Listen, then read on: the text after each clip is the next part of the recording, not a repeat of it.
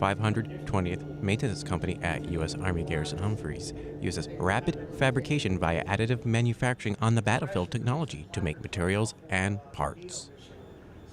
Currently, we are part of an operational assessment of additive manufacturing on the battlefield.